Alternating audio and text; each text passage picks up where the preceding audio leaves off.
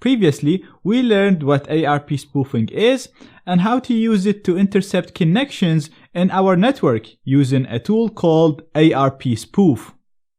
I covered this tool because it is simple, reliable, and available for a number of operating systems. Therefore, learning how to use this tool can be useful in so many scenarios. However, in this lecture and in the next lectures, we're going to be using a tool called BetterCap. BetterCap can be used to do exactly what we did with ARP Spoof. So we can use it to run an ARP spoofing attack to intercept connections.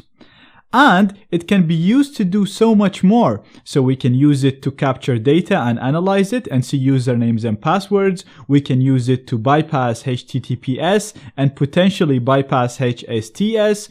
We can use it to do DNS spoofing, inject code in the loaded pages, and so much more. For now though, I'm going to show you how to install the tool and give you a quick overview on how to use it, and we'll go over all of that in the next lectures. So I'm going to go to my Kali machine here, and as usual, when we want to install something, first we need to make sure that our sources are up to date. So we're going to do apt-get update.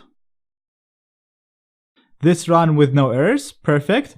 The next thing that we need to do is install BetterCap. So we're going to do apt-get install a package called BetterCap. So we've used this command before. apt-get is the package manager that we use to download and install packages. We're saying we want to install a package called BetterCap. So I'm going to hit enter. This will ask you if you want to download it, and you will have to press Y from your keyboard. For me, I've already installed it, so that's why it didn't ask me. And as you can see, now it is downloaded and installed. So I'm going to clear my screen. And to run BetterCap, all I have to do now is just type its name, BetterCap. Now, as usual, if you want to get more information on this command and how to use it, you can do --help. And this will give you a complete help menu. But you don't really need to worry about this now because we will be using the tool a lot throughout the course and you will learn a lot as you use it. So I'm going to clear the screen again. And to run the tool now, I'm going to type BetterCap, the name of the tool, followed by -iface to specify the interface that is connected to the network that I want to run the attacks against. And as you know, to get my interface, we can just do ifconfig. And I'm going to be running this against my NAT network, which is ETH0 is connected to. So I'm going to set my interface to ETH0. I'm going to close this. And I'm going to hit enter to run the tool. And as you can see now, we're inside the tool. We have a different prompt now in which we can use the commands of BetterCap. Now, as you can see here, it's telling us that we can type help to get a list of all of the commands that we can use with BetterCap.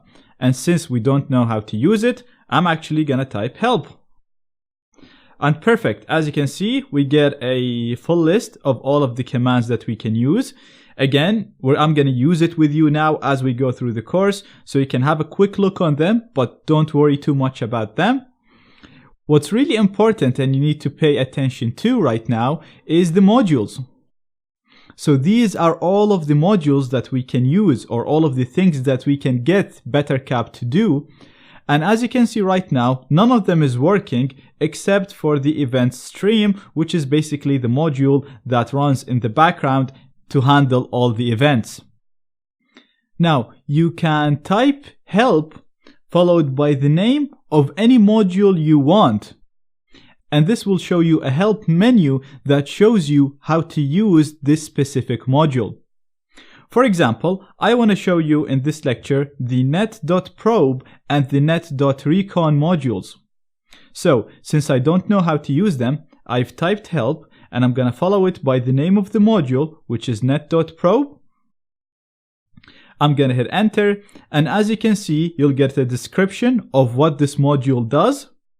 So basically, it keeps sending UDP packets to discover devices on the same network. And we can do netprobe on to turn on the module and net.probe off to turn it off.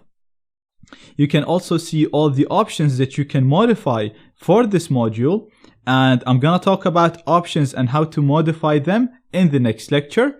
So for now, I'm gonna keep all these to the default option, and I'm just gonna do net.probe on to turn it on. And as you can see, this will automatically start discovering clients connected to the same network. So the 10027 right here is actually my Windows target machine. So if I go to the target Windows machine right here and do ipconfig, you'll see its IP address is 10027. So this is just another way of discovering connected clients quickly using BetterCap. And what you didn't notice right now is when we started the net.probe, it automatically started the net.recon. To confirm this, so if we go up right here, you can see the only module that was running is the events.stream. And now, if I do help, you'll see I actually have two modules running, the net.probe, which we just saw and we turned on manually, and the net.recon, which got turned on automatically by BetterCap.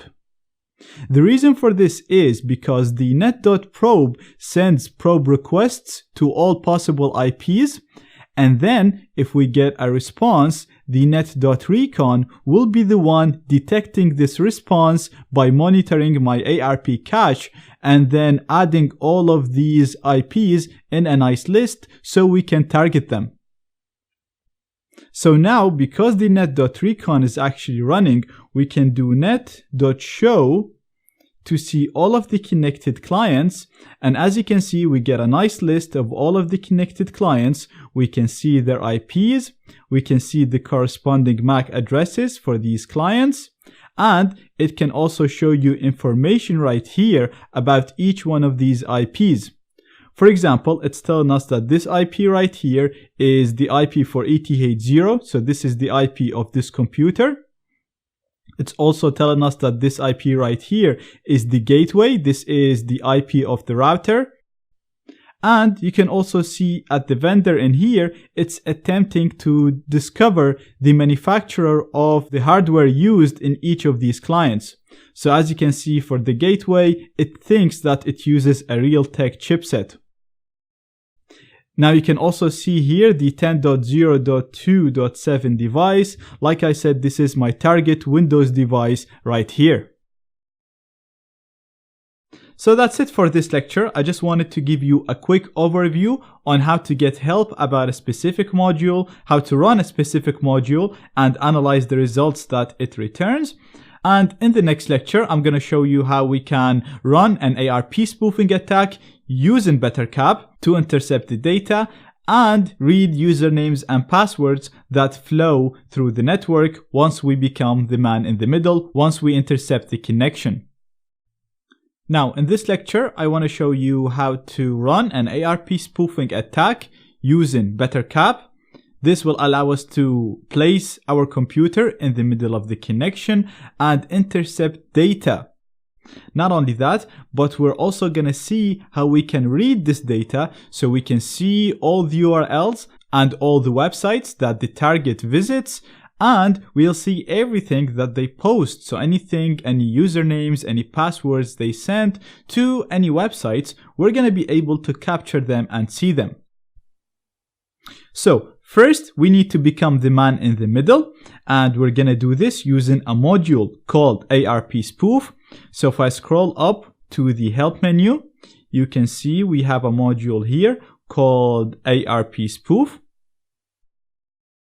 So as usual, if we don't know how to use this module, we're going to do help arp.spoof because we want to see how to use this module and see all the options that we can set for it. So as you can see, as usual, we can do ARP spoof on to turn this module on. we can do ARP.ban on, and this will literally just cut the connection of the target. This is very simple. You can try it on your own time. I'm not going to do it here. You can do ARP spoof off to turn it off, and ARP.ban off to turn the ban off. Now, in the previous lecture, I also said anything you see under the parameters are the options that we can set for this specific module, but I didn't show you how to modify that. So in this lecture, we're actually going to be modifying some of these options. Now, as you can see, the tool is actually very helpful because first of all, it's given us the option name in yellow here. So these are the options that we can set, that we can change. And then it's also telling us a description of what this option does and the default value. So for example, we can see we have an option called ARP.spoof.fullDuplex. You can see the description for this option, and basically what this option will do, if you set it to true, it will spoof both the router and the target. So it's similar to what we did with ARP spoof when we executed the command twice to spoof both the router and the target.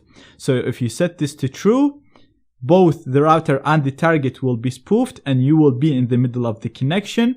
If you leave it to the default, which is false, you will only spoof the target machine. Now this can be useful if the router has some sort of protection against ARP spoofing attacks, because you won't be interacting with the router at all. But it's also limiting because we won't be able to do what I'm gonna do in the next lectures, because the router will communicate with the target device directly, so we won't be able to inject stuff in the responses that the router sends to the target device. Now I actually want to change this to true, and the method I'm gonna do this can be used to change any option in any module in BetterCap. So not only in the ARP.spoof, if you're using any module, you can do help followed by the module name to get help about that module name. You can see all of the options that you can set in here.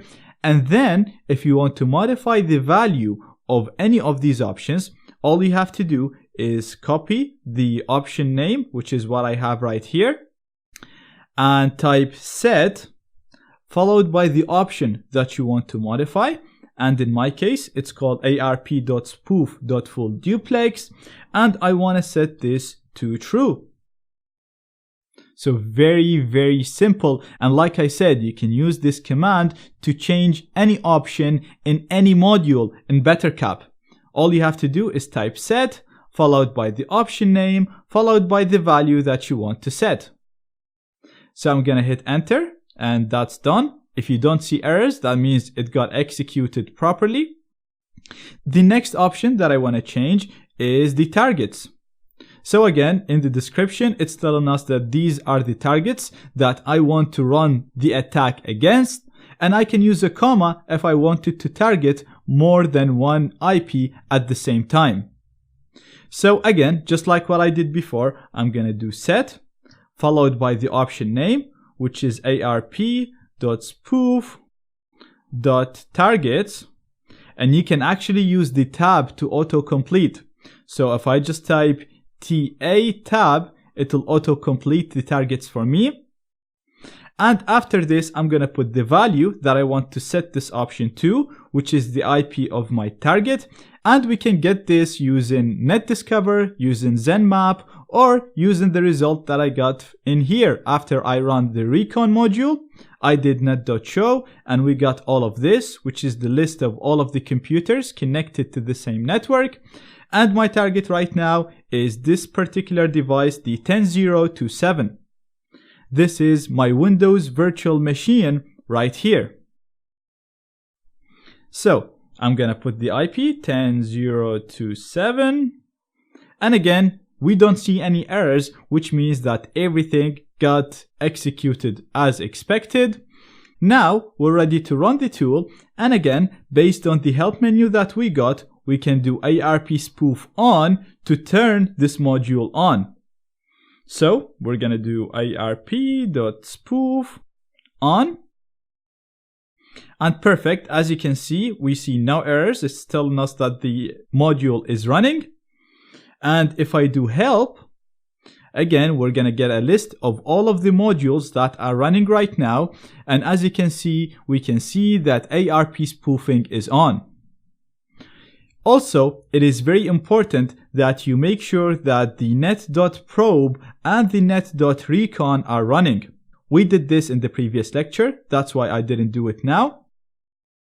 So right now, BetterCap should be doing what ARP spoofing was doing, fooling both the router and the target device and putting me in the middle of the connection as shown here.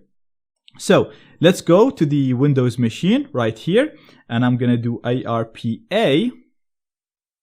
And as you can see, the router's MAC address right here is the same as the MAC address for this device, which is the 10.02.15. And if I go back here to the Kali machine and do ifconfig, you'll see this is the same MAC address as the MAC address of the Kali ETH0 interface. So basically what this means is this Windows machine, every time it wants to send something to the router, it'll send it to the Kali machine. And because we set the full duplex option on in BetterCap, the router also thinks that this Kali machine is the target machine. Therefore, anytime it needs to send a response to the Windows machine, it'll actually send it to BetterCap right here. And like I said before, this means every username, password, URL, anything the target computer sends or receives will have to go through the Kali machine, where we're going to be able to read it, modify it, or drop it. And I'm going to walk you through that in the next lectures. In the previous lecture, we learned how to use BetterCap to run an ARP spoofing attack and place ourselves in the middle of the connection between a computer and the access point. And every time I do this, I keep saying this means that all the requests and all the responses will flow through our computer, which means that we'll be able to see anything a user does on the internet. So we should be able to see the URLs, the images, the videos, the passwords they log in with, or anything they send or receive. So right now, we are already in the middle of the connection and this data is already flowing through our computer. So all we have to do is just use a program to capture this data and analyze it. Now we can use Wireshark to do that, and I will cover this later on in the course, but for now, I'm going to use a really nice module that comes with BetterCap that will automatically capture all of this data, analyze it, and show me the interesting stuff. So all we have to do now is to tell BetterCap to capture all of the data that is flowing through this computer and analyze it for me. And to do this, we can use the net.sniff module. So you can do help followed by net.sniff to see all of the options that you can set for this module. But I showed you how to read options and change them. So for now, I actually want to run it without modifying any of the options. So I'm just going to do net.sniff on. So now everything that's going to flow through this computer will be captured and analyzed by the net.sniff module. So I'm going to close this terminal window and let's go to the target Windows computer. I'm going to open my web browser and we're going to generate some traffic and see if that's going to be captured by BetterCap. What we're doing right now will not work against HTTPS. But don't worry, we'll talk about how to bypass HTTPS later on and why this won't work. But for now, for testing, I'm just going to go to a website called VulnWeb. And I'm going to include its link in the resources of this lecture. So as you can see, this is a normal website that doesn't use HTTPS. It also has a number of links here. So if I click, for example, on this link, everything is loading fine, as you can see here. But if we go to the Kali machine, you'll see that every request that we sent was actually captured by this computer. So you can do this to any computer that is connected to the same network as you, whether it's a wired or a wireless network. So you can see there were requests sent to Google. If we scroll down, you'll see we made a request for this website, vulnweb.com. You can also see all of the other files that this website loaded. So you can see we have a logo loaded here. You can see we have a styles file being loaded here. Again, if there were more images, you'll actually see links to all of the images that are being loaded.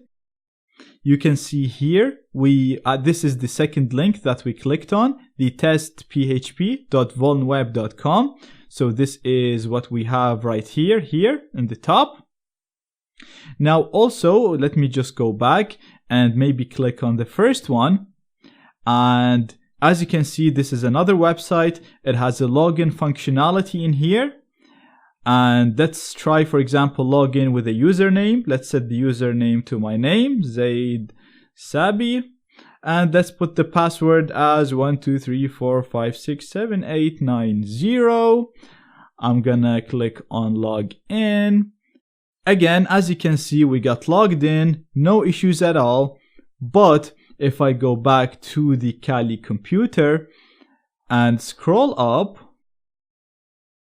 as you can see, we captured a login that was sent to this website, testhtml5.vulnweb.com. Again, this is exactly the website that we have here. And if you look in here, you can see that the username was Zaid Sabi and the password was 123 all the way up to 90. So basically the idea that I'm trying to get across right now, anything that the target computer sends or receives right now will be captured by the Kali machine. And like I said, we can do this to any computer or any phone that is connected to the same network as us, whether it's a Wi-Fi or a wired network. In the previous lectures, we learned how to use BetterCap to discover all clients on the same network, run an ARP spoofing attack to intercept the data, and then sniff data to see the usernames, passwords, and everything that's getting sent over the network. Now, in order to do this, we actually had to run a number of commands. So first of all, we had to do net.probe on to turn on the probe module. We had to set the settings for the ARP spoof module, turn that on, and then turn the sniffing module on. Now, every time you want to do this, every time you want to intercept data and see it on screen, you're going to have to do all of the steps that I showed you in the previous lecture. Or, if you're lazy like myself, you can use a caplet to do all of that automatically, which is exactly what I want to show you in this lecture. So, what do I mean by a caplet? Well, basically, a caplet is just a text file that contains all of the commands that you want to run. So, I'm going to resize this menu. I'm going to open a text file. And I'm just going to organize this a little bit to make it easier to follow. And I'm going to clear this window here. And I'm going to go to the first command that we had to run in order to do this. So again, scrolling up, the first thing we did was net.probe on. So in my text file here, I'm going to literally type this command, net.probe on. And as we saw, this will automatically start the net.recon module. Again, we enabled both of these modules in order to discover the connected clients and keep automatically discovering any new clients that connect to the network. The next thing that we did was modify the settings for the ARP spoof module. So we did set ARP spoof full duplex to true. I'm going to actually copy this and paste it here. Then we set the target IP. So again, I'm just going to copy this and paste it here. And keep in mind, this is very important. You want to make sure that you change the IP here to the IP of your target all the time. And if you are targeting multiple computers, you can just use the comma and type the next IP after the comma. Next, we turned on the ARP spoof module. So again, this is what I'm going to do here. I'm going to do ARP.spoof on. And finally, we also ran the sniffer by doing net.sniff on. So again, I'm just going to type this in here, net.sniff on. So this is actually a nice summary of what we did in the previous lectures.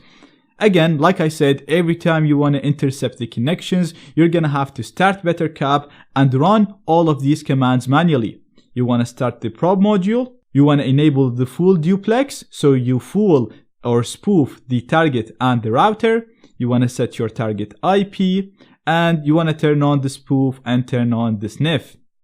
So, to make this very easy, instead of having to type this every time we want to run an ARP spoofing attack and intercept data, I put all of this in a text file.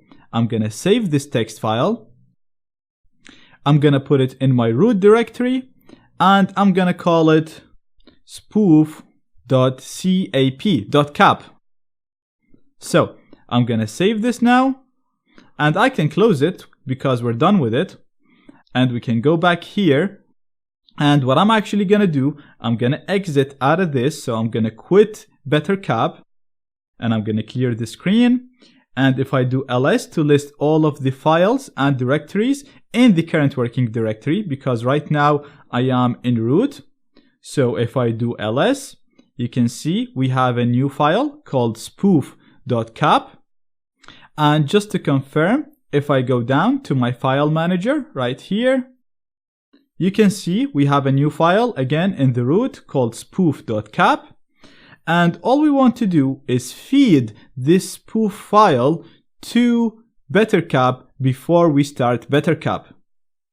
Now, we don't know how to do this, so we're going to do BetterCap --help to see all of the options that we can set with BetterCap. And what we want to do is use the -caplet option right here. So we're going to run BetterCap like we used to do. First of all, we do BetterCap, followed by iFace to specify the interface that is connected to the target network. And in my case, this is ETH0. So far, this is identical to what I've been doing in the previous lectures. The only difference now is we're going to use the -caplet option to specify my caplet file that I just created. So I'm going to do -caplet, followed by the file that I just created, which is called spoof.cap, and that's it. Now, before I hit enter, just to confirm to you, I'm going to go back to my Windows machine, and I'm going to do ARPA just to show you. And as you can see right now, the router's IP right here has this MAC address. So after I run this, it should automatically start all of the modules that I just typed, and it should run an ARP spoofing attack. Therefore, the router's MAC address should change to the MAC address of ETH0 that is connected to Kali right here. So I'm going to hit enter.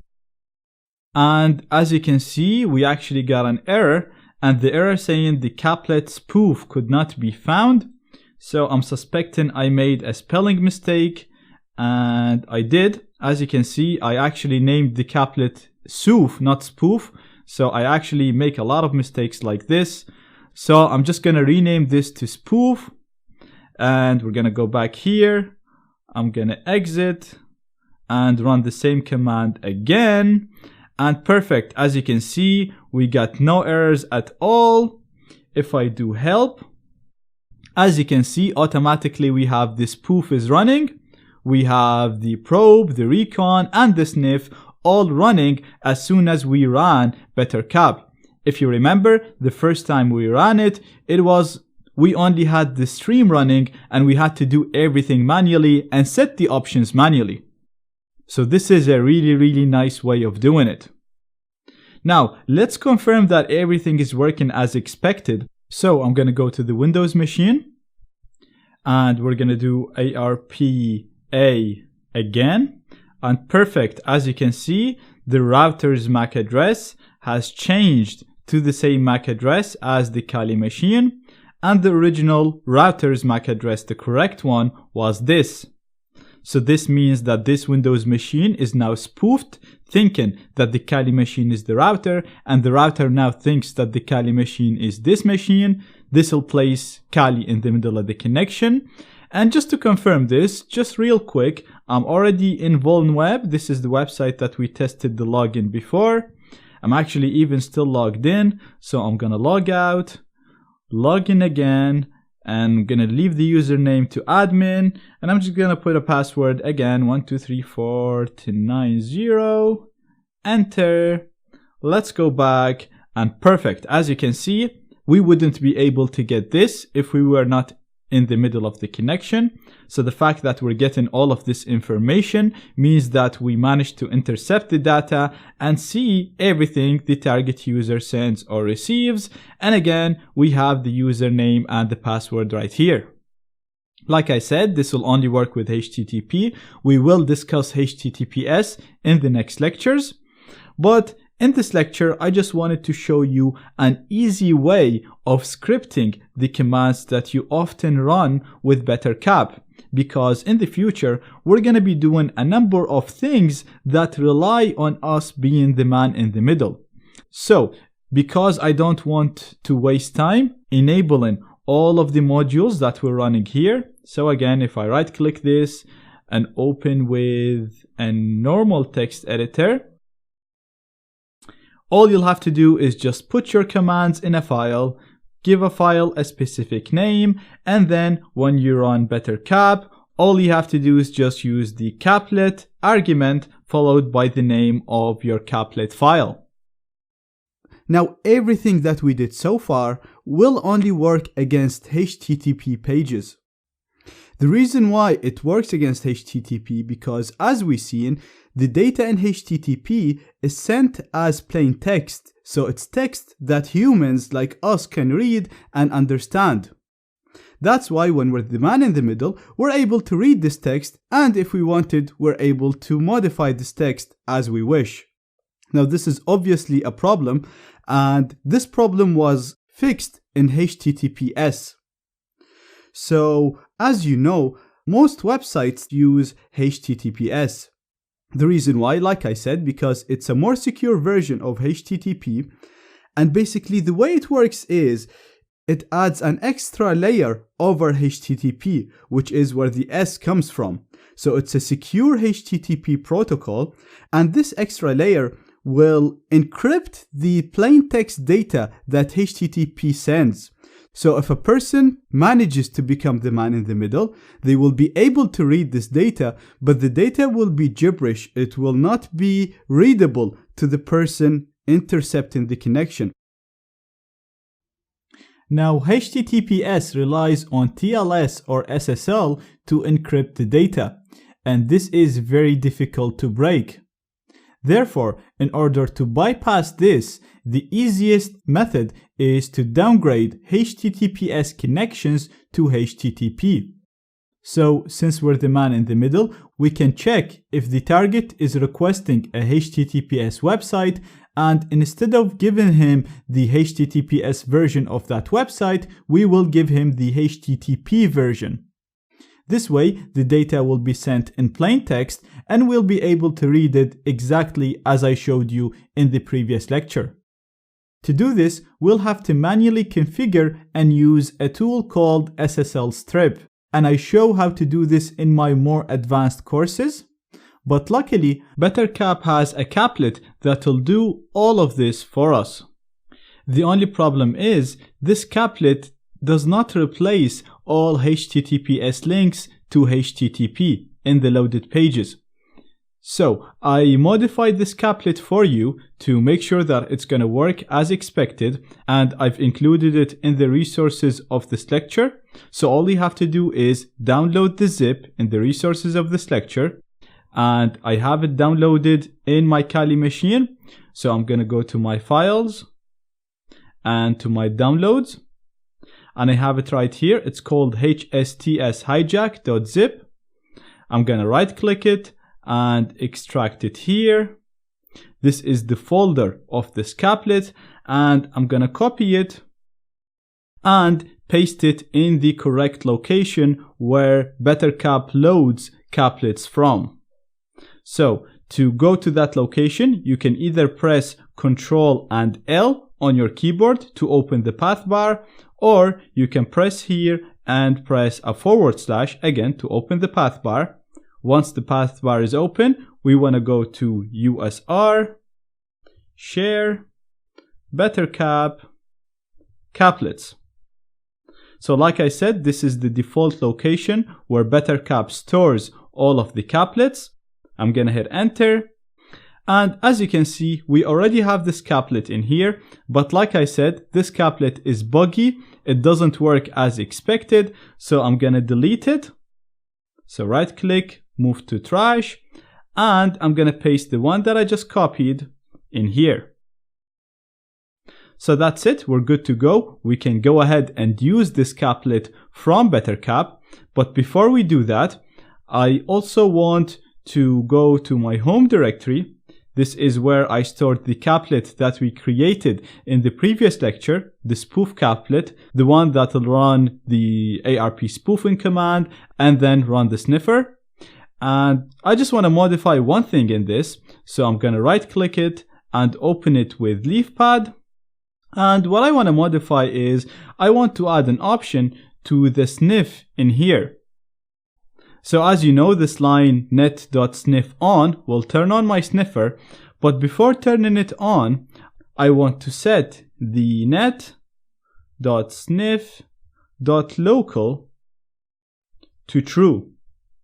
And what this option will do, it'll tell BetterCap to sniff all data, even if it thinks this data is local data.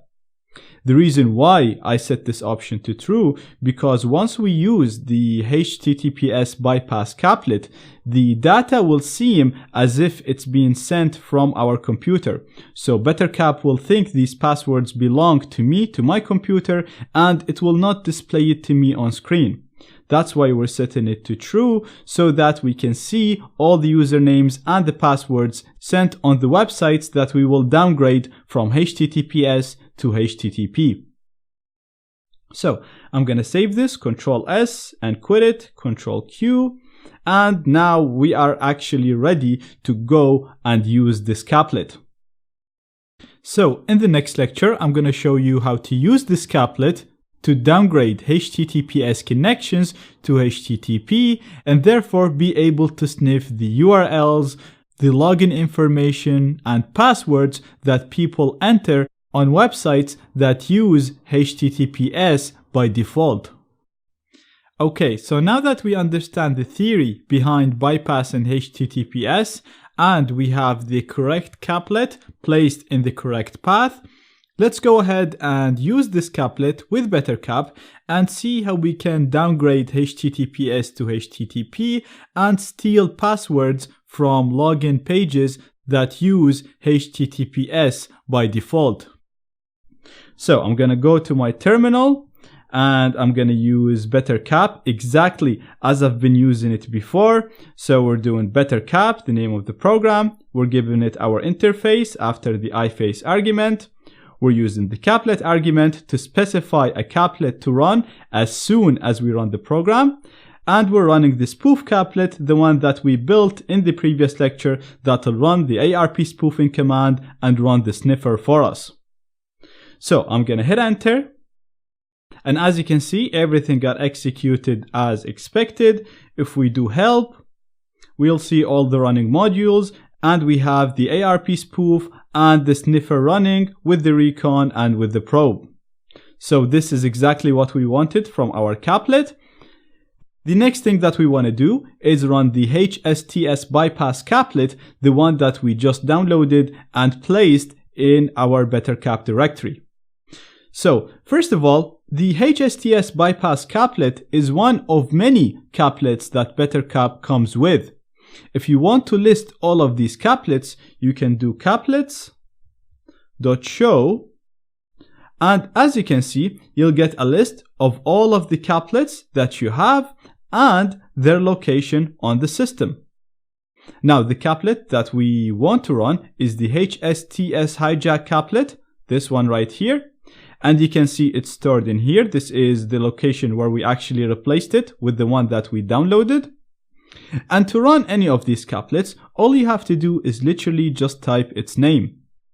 And as usual, you can use the tab to autocomplete. So to run our caplet right here, all I have to do is literally type HS and press tab. And as you can see, it will automatically autocomplete for me and type the caplet name. Now, if I hit enter, this will load the caplet with all of its options and it will run it for me. So as you can see, because we don't see any errors, this means everything got executed as expected. So let's go to the Windows machine, browse some HTTPS pages and see if we can sniff data, usernames, passwords, and URLs that they enter on their computer. So I have my Windows machine here. I have Chrome installed. This is the latest version of Chrome at the time of recording this lecture, which is in April 2019. Now, a really good idea before trying all of these things is to remove your browsing data, because the websites that we're going to try to access might be cached and they might be just loaded from your cache. This will only happen if you're visiting the same website over and over again, mostly when testing. Therefore, it's a really good idea to Control-Shift-Delete and click on clear browsing data. Make sure all of this is clicked. Make sure it's set to all the time and click on clear to remove all of it. And let's go ahead and go to a website that uses HTTPS. So a good example would be LinkedIn.com. And perfect. If you look here at the top, you'll see the website is loading over HTTP, not over HTTPS. Therefore, we'll be able to see anything the user enters in these boxes. So let's put a username. Let's set it to zaid@zsecurity.org. And I'll put a password as 12345678890. It doesn't really matter. You can use any password. And I'm going to hit enter to log in. This is wrong, so obviously we're getting an error message. But if we go back to Kali, as you can see, we're capturing all of this data because it's not being sent over HTTPS anymore. It's being sent over HTTP. And if you look in here, you can see we captured login information. It's sent to linkedin.com, sent to this specific URL, a login URL. And you can see the username is zaid@zsecurity.org. And the password is 123 all the way up to 90. So that's really, really good. Let's go ahead and test another HTTPS website. Let's go to stackoverflow.com. Again, you can see on top, it's loading over HTTP, not HTTPS. So I'm going to click on login. And again, I'm going to put my email, zaid@zsecurity.org, and we'll put a password as 12345678890. Hit enter. And let's go to the Kali machine again. Scroll down this time because we're stuck on top. And perfect. You can see we have a post request in here. It's sent to this specific URL. Again, you can see login in the URL. You can see the website itself, stackoverflow.com. And if we scroll down a little bit more, we can see that the username is zaid@zsecurity.org. And the password, again, 123 all the way up to 90. So that is really, really good. Now we can downgrade any HTTPS connection to HTTP as long as the target website uses HTTPS, not HSTS. So this method will work against pretty much all websites that use HTTPS, except for the really popular websites such as Facebook, Twitter, and so on. So let me show you a quick example. If I go here and try to go to facebook.com, you'll see that the website got loaded over HTTPS, not over HTTP, even though we configured our caplet correctly, and even though we're able to downgrade HTTPS connections on a lot of websites such as LinkedIn and Stack Overflow. This is happening because Facebook is using HSTS, which is a little bit trickier to bypass.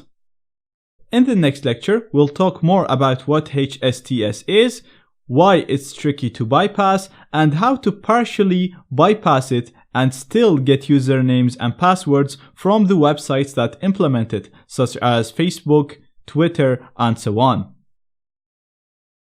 In the previous lecture, we seen how to downgrade HTTPS websites to HTTP, and this allowed us to basically see anything a user does on these websites because data in HTTP is sent in plain text. Therefore, we were able to see the usernames, the passwords, the URLs, and anything they do on HTTPS websites. At the end of the lecture, I also showed you that the method will not work against Facebook, Twitter, and other websites that use HSTS.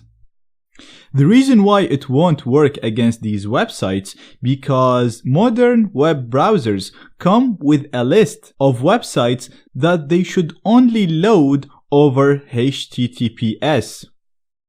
See, what we were doing in the previous lecture, whenever a browser requests a website, we load that website even if it uses HTTPS, but we always give him back the HTTP version. In HSTS, the browser knows that this website, for example, facebook.com, should always be loaded over HTTPS. So even before sending this request to us, it'll always send it in HTTPS, and it'll always only accept it if it comes back as HTTPS. So there's nothing we can do really once we become the man in the middle, because the browser is doing this check locally. It's checking this against a list that is stored on the computer itself.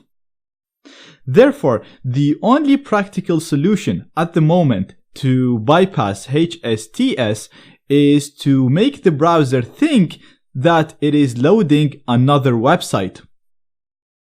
To do this, we're going to replace all HSTS links in loaded pages to similar links, but they're not the same links. For example, we can replace facebook.com with facebook.corn. Now, I know this seems very suspicious, but trust me, when it goes into the URL bar, the RN here at the middle, it'll seem very similar to the M letter. Another way of doing this, you can replace twitter.com with twitter.com, but with a single T here instead of a double T. I know this sounds a little bit confusing right now, but let me go and do it practically and you will see how this is gonna work.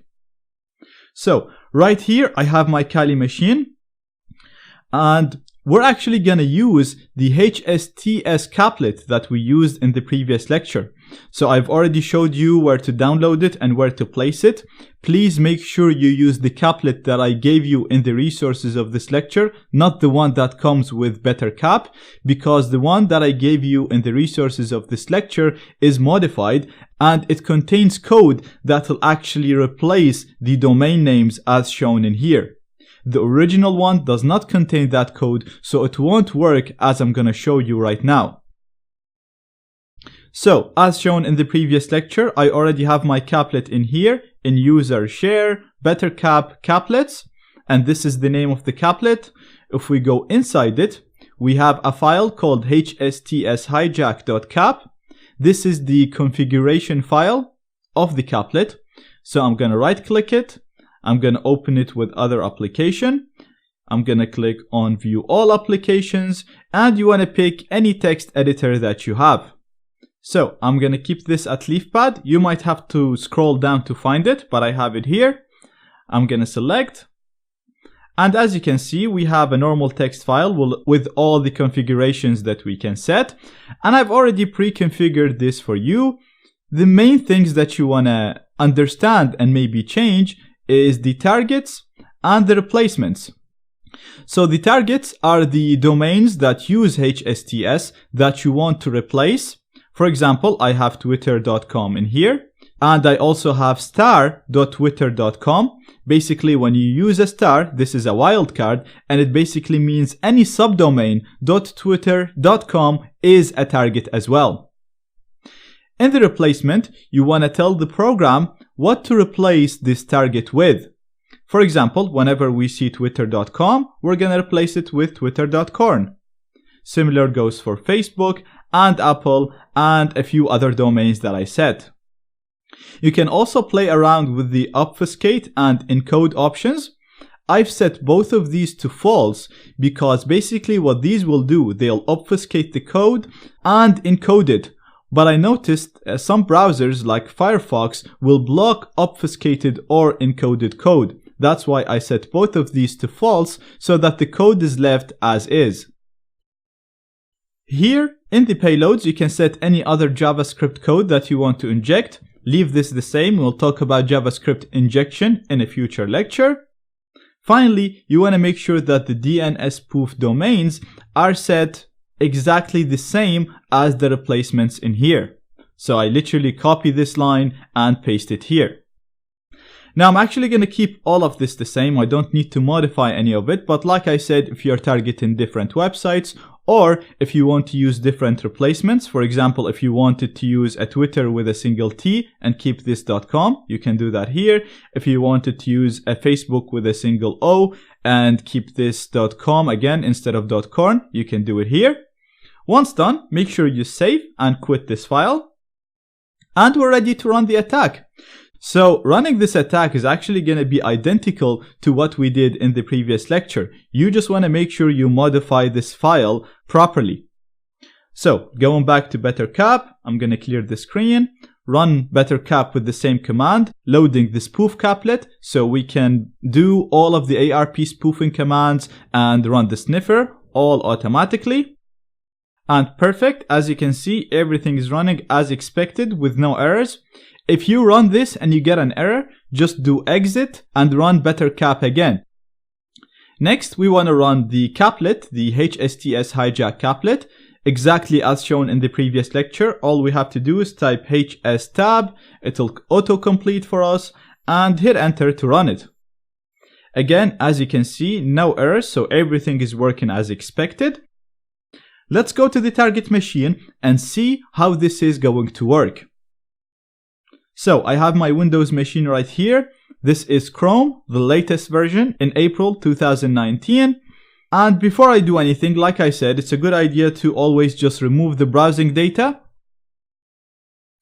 And before I actually load any websites, it is very important to understand that even with everything that we're doing right now, if you try to go to Facebook and type .com at the end here, it will not work. What we're doing right now will not work because Chrome right here has a list that is stored on this computer that says do not load facebook.com unless it is loaded over HTTPS.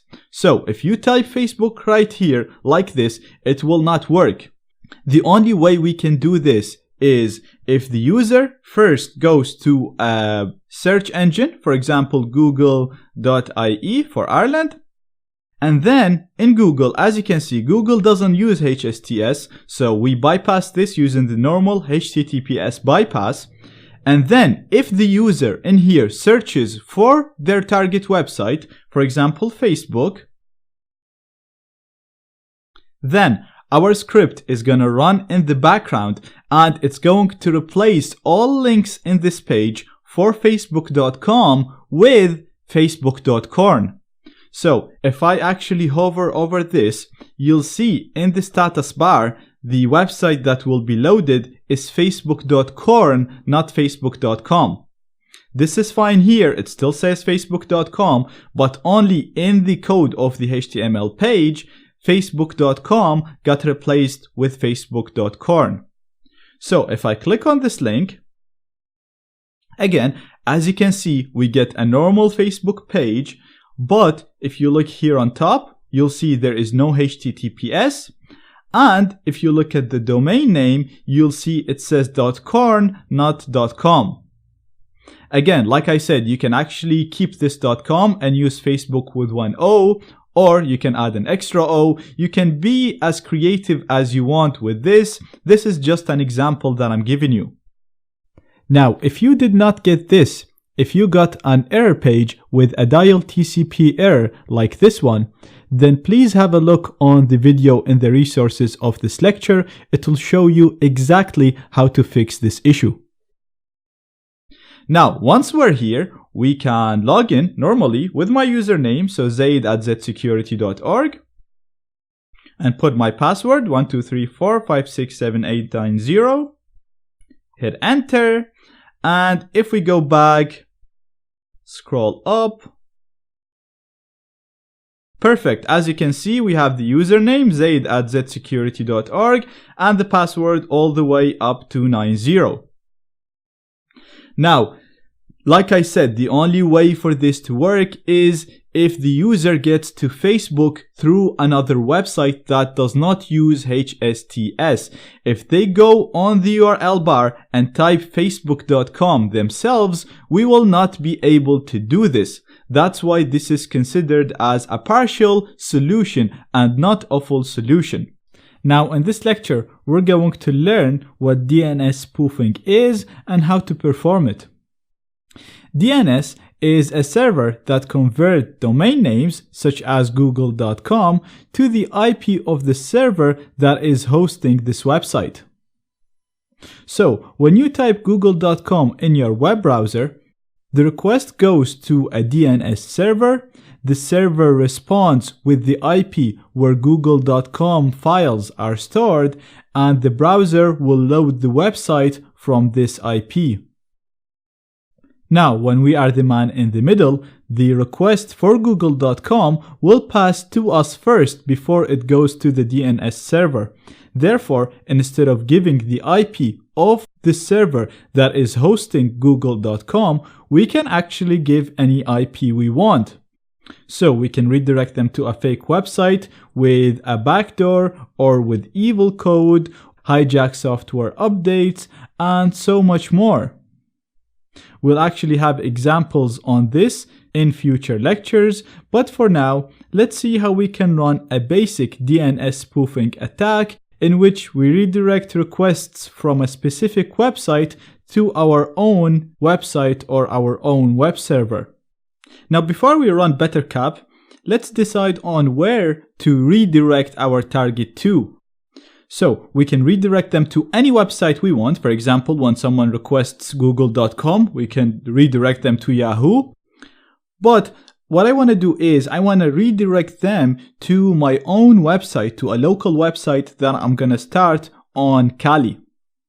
So Kali comes with its own web server, so we can actually use it as a website. And to do this, all we have to do is just start the web server. So we're going to do service Apache 2 start. So Apache 2 is the name of the web server, and we're saying that we want to start the service. If I hit enter, we see no errors, which means that the server is working now. And to access this website, to access this server, we have to go to Kali's IP. So as you know, to get our IP, we can do ifconfig, and we can see our IP is 10.02.15.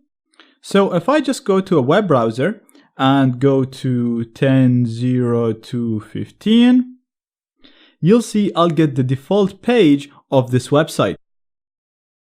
Now the pages for this default website is stored in var www.html. So I'm going to open my file manager and I'm going to click here on the title bar, press / to open it, and we're going to go to var www.html. And as you can see, these are the files for this website. So if you want to install a fake website or any type of website, all you have to do is just put its files in here. Now, index.html is the file that gets loaded here by default. So this is what you see in here. So I'm actually going to right click it I'm going to open it with another application. I'm going to select my text editor, and this will open the HTML code for me. And I'm actually just going to remove this, and I'll just put a smiley face. Like I said, we're just doing this for testing, so just showing you which files get loaded by default and where you can actually put a website if you wanted to host a proper website here. So I'm gonna go back here, and if I refresh the page, you can see we get the smiley face in here. Now that's perfect. Right now we still haven't executed our DNS spoofing attack, but what I want to do is, when my target tries to go to a specific website, I'm going to redirect them to this page that shows this smiley face. So let's go to the target machine first, and let's go to our target website. I'm going to do this against my own website, zsecurity.org. So if you load this website, you'll see we'll get an actual security website with a number of topics and all that kind of stuff. Basically, the website is working as expected. Now, let's go ahead and run this attack. So I'm going to go to BetterCap. I'm going to run it using the exact same command that we've been using so far. So we're just doing BetterCap with the interface, with the spoof caplet, so we can intercept data and modify it as it's flowing through our computer. And as you can see, it's running with no errors, so that's all good. Now, the module that we want to use is called DNS spoof. So if I do help right now, you can see it right here. It's called DNS spoof, and it's not running. And as usual, if we don't know how to use a module, all we have to do is do help, followed by the module name, and in this case, it's DNS spoof. And as you can see, we get all the options that we can set for this module. First option being the DNS spoof address. This is the address that the user will be redirected to. So if you want to redirect them to another website, you have to put the IP of this other website here. In my case, I want to redirect them to my local website, to the website that we have here, which is running at 10.02.15.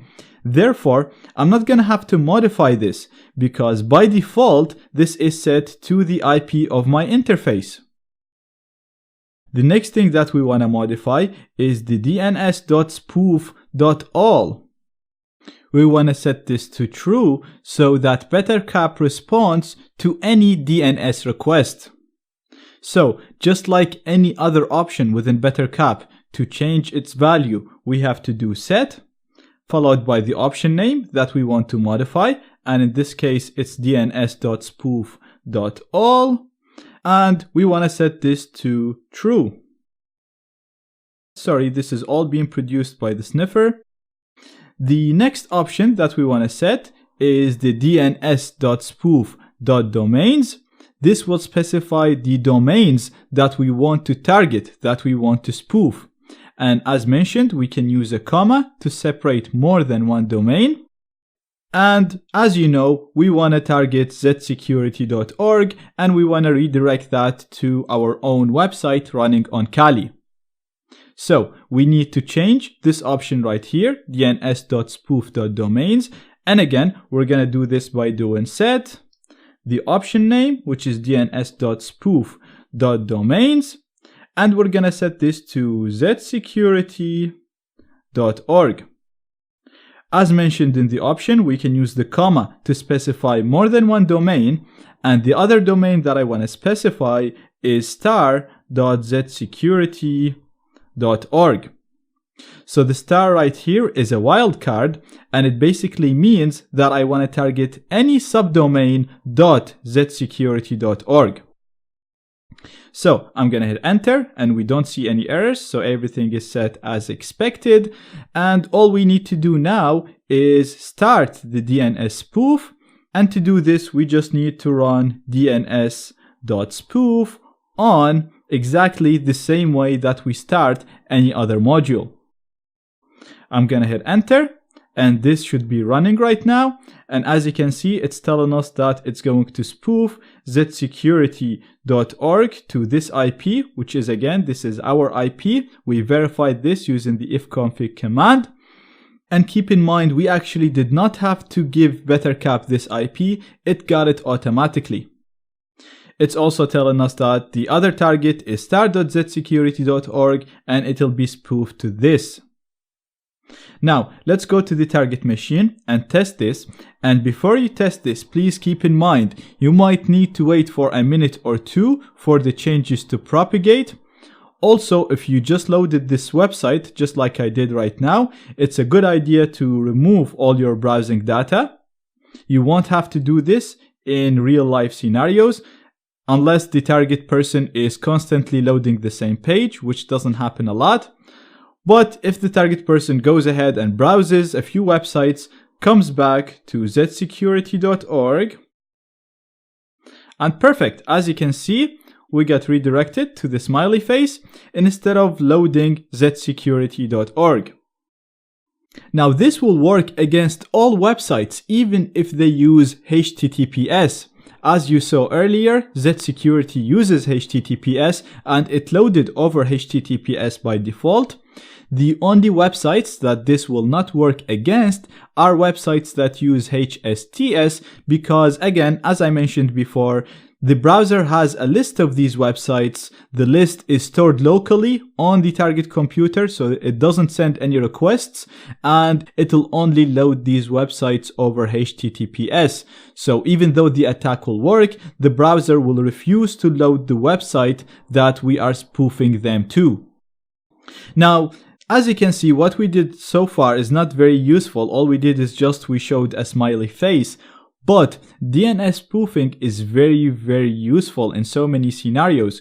You can use it, for example, when someone is trying to go to a login page and show them a fake page, or if they're trying to go to zsecurity, for example, and then just show them another zsecurity website with some malware embedded into it.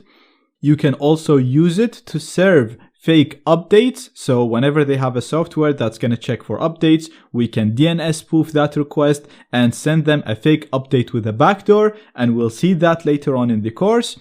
So it's a really, really handy skill that can be used in so many scenarios. So far, we saw a number of things that we can do once we become the man in the middle.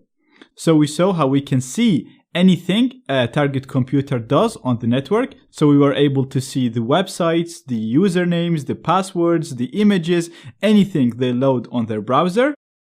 We also saw that since we're the man in the middle, we're able to redirect them to other websites. So whenever they request a domain, we can redirect them to somewhere else by doing a DNS spoofing attack. Another really cool thing that we can do is modify the HTML, modify the pages as they load on the target browser. Obviously, this is all possible because we are the man in the middle, because we're able to intercept all this data.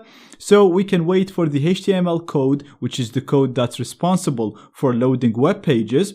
And as it flows through our computer, we can insert any piece of code that we want, and the browser will execute this code.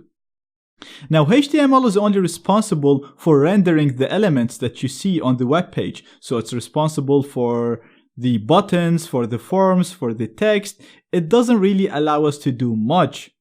But modern browsers can execute JavaScript code. JavaScript is a powerful programming language that we can use to do so many things. We can actually modify the whole page, remove elements or add elements into the page. We can replace links, and this is actually what I did when I modified the HSTS plugin. So I added code that will replace the HTTPS with HTTP, and I also added code that will replace the actual link, the actual domain name, with the spoofed domain name, with the one with the .corn, or to whatever you set it to in the script. You can even use it to hook the browser to other browser exploitation frameworks, which we can use to further exploit the target and even gain full control over their computer. And we'll see that later on in the course.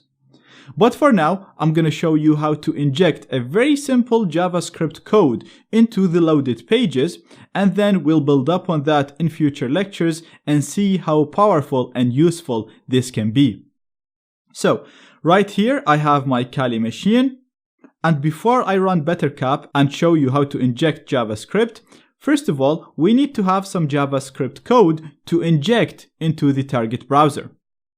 So I'm going to open a text editor and I'm going to write a very simple JavaScript code. Like I said, we will see how we can use this to run more useful codes, but for now we're keeping this simple just to see how we can actually run JavaScript code. So all I'm going to do is alert, open a bracket, quotation mark, and I'm going to say JavaScript test. I'm going to close the quotation mark and close the bracket and add a semicolon. So right here, this code, all it's going to do is it's going to display a warning message, an alert message saying JavaScript code. So since we're going to try to inject this code into all pages, every time we load a web page, we should see a message saying JavaScript test. Now I'm going to save this. So I'm going to go to File, Save, and I'm going to put this in my root directory, and I'm just going to call it alert.js.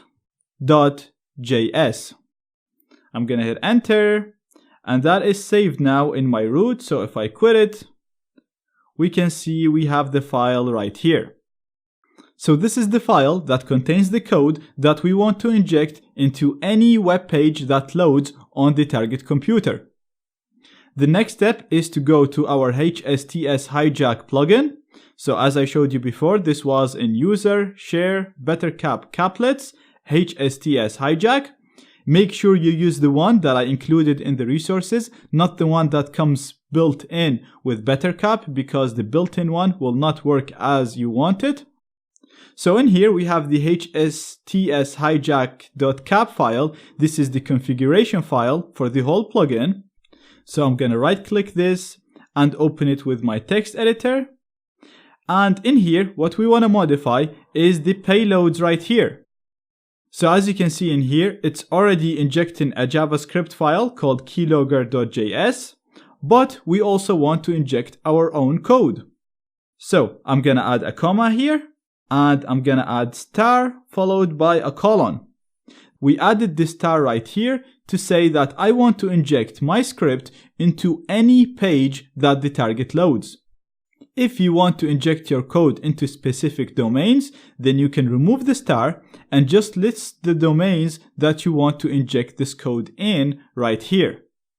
But like I said, we want to inject this into all pages, so I'm going to put this as a star, and after the colon, I'm going to put the location of the JavaScript file that I want to inject into the browser.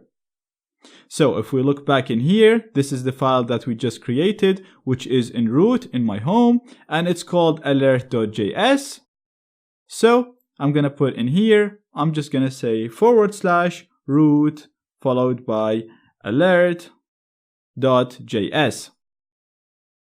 And that's it. I'm going to save this, Control S, and quit it, Control Q, and we are ready to go. So I'm going to go to my terminal. I'm going to run Bettercap using the exact same command that we've been using. So we're just giving it the interface as ETH0, and we're giving it our spoof file to automatically run the ARP spoofing attack, putting us in the middle of the connection. And as you can see, this is working with no errors, so everything is perfect. What I also want to do right now is run my HSTS Hijack plugin. And as you know, all we have to do is just type HS and tab. This will autocomplete. I'm going to hit enter, and everything is running with no errors at all. So everything is perfect.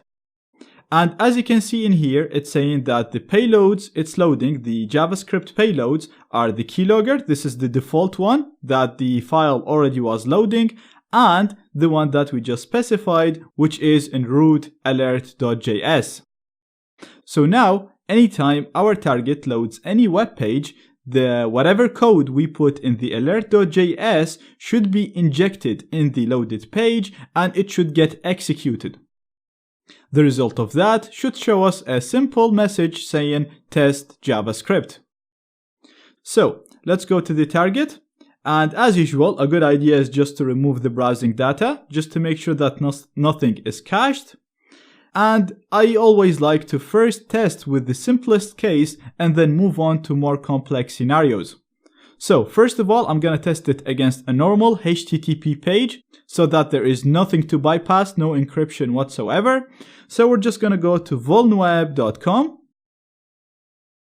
And perfect, as you can see, we have an alert message in here telling us JavaScript test.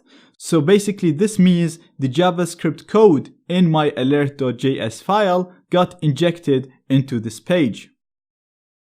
So now that we've verified it works against normal HTTP pages, let's go ahead and test it against a page that uses HTTPS, such as stackoverflow.com. Perfect, it's working as expected. Another example would be linkedin.com. Keep in mind, these websites use HTTPS, and as you can see, we're able to load them with no HTTPS in here, so over HTTP only. So even if you log in right here, you'll be able to get the username and the password as shown before. Finally, let's go and test it against a HSTS website using the partial HSTS bypass method that I showed you. So for that to work, we'll need to go to Google first of all, and we need to go to a Google domain that does not use HSTS, similar to google.ie. This is actually the local Google website for Ireland. And as you can see, the code works. This is fine. Google only uses HTTPS anyway. But let's look for Facebook. Now we know Facebook uses HSTS, and because HSTS is used, we should not be able to inject anything on the website because the browser will only load it over HTTPS. But using our partial bypass method, if I click on Facebook from here, as you can see, the code gets executed because what we're loading right now is facebook.corn, not facebook.com.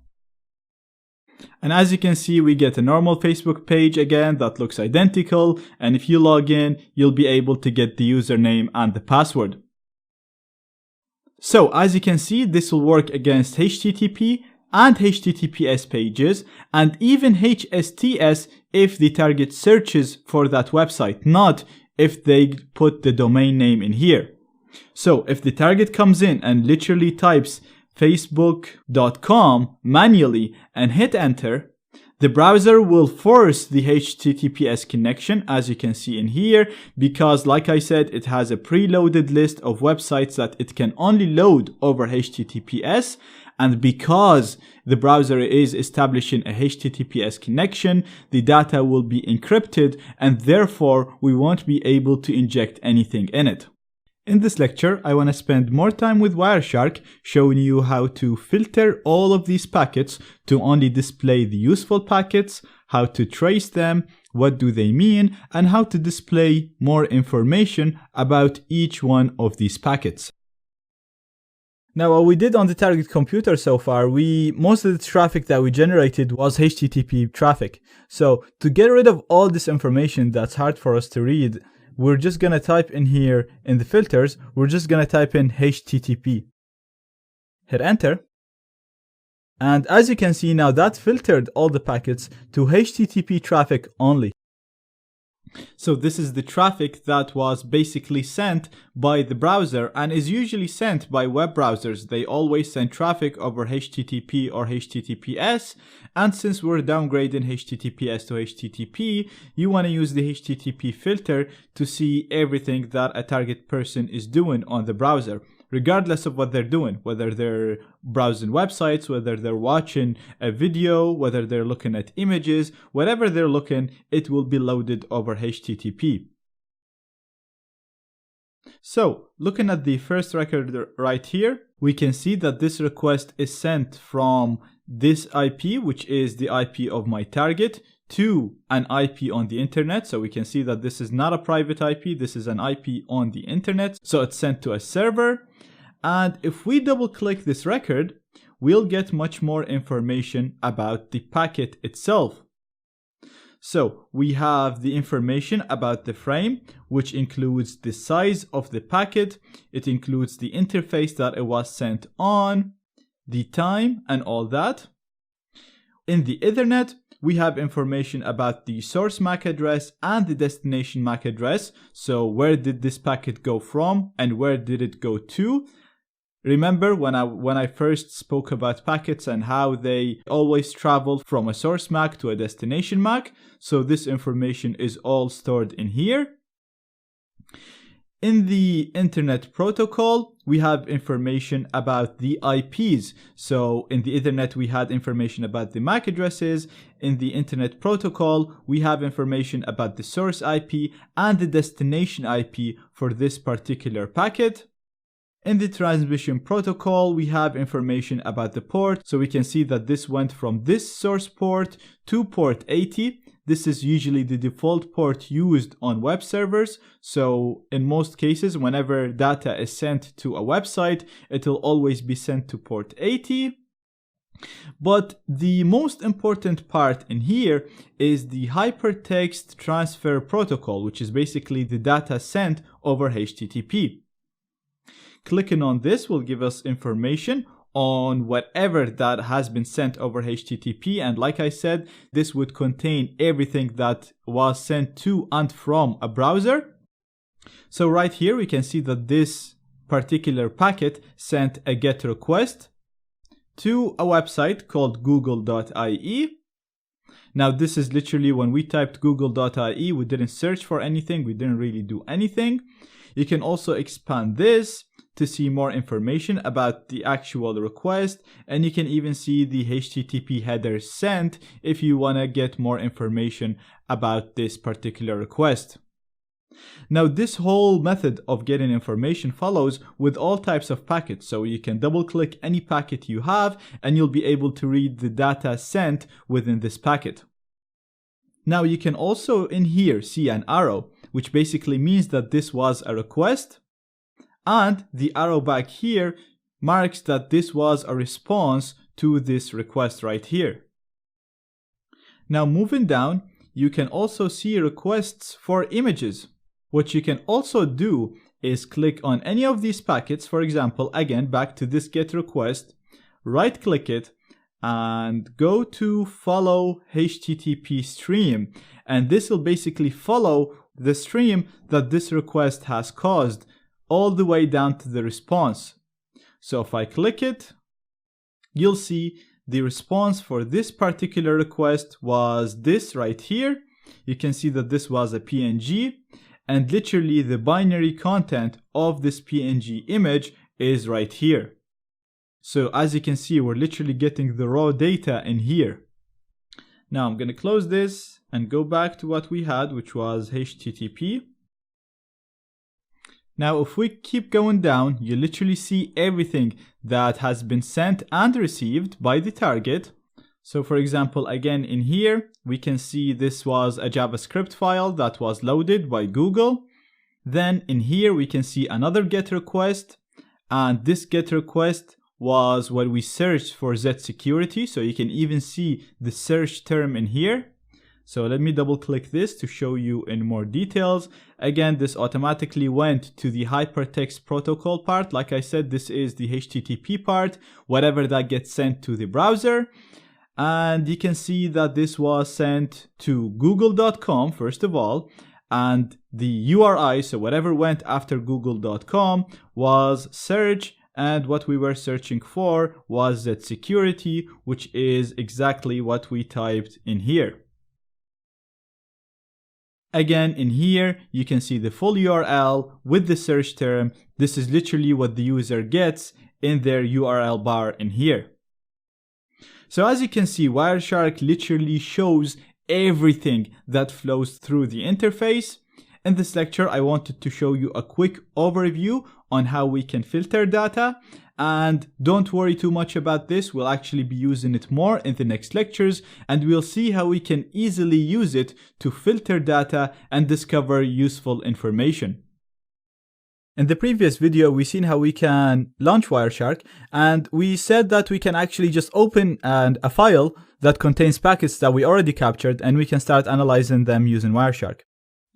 In this video, I want to start sniffing packets and then generate some traffic in my Windows machine, and then we'll see how we can analyze these packets using Wireshark.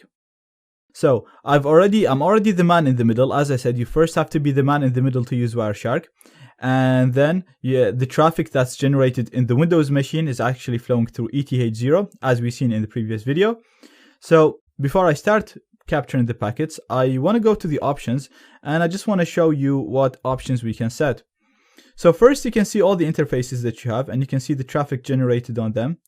And you can see ETH0 is actually generating some traffic every now and then because it's actually coming from the Windows machine. So in here, you can select the interfaces that you want to start capturing on. And you can actually select more than one interface. And all you have to do is just hold the control and then click other interfaces that you want to listen on. For example, we can just click them like this. But for now, I actually only want to sniff on ETH0.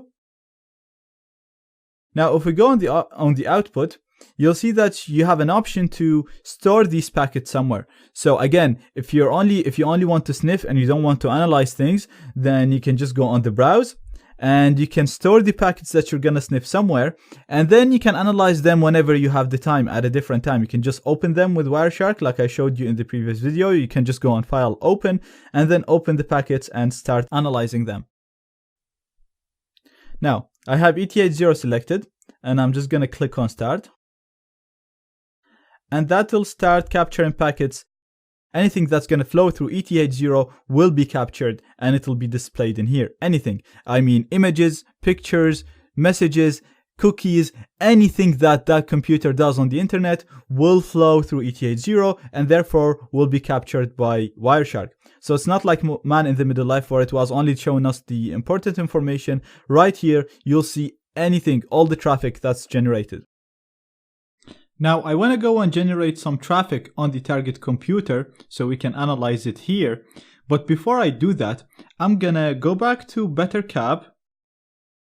And I want to start my HSTS caplet so I can downgrade HTTPS to HTTP.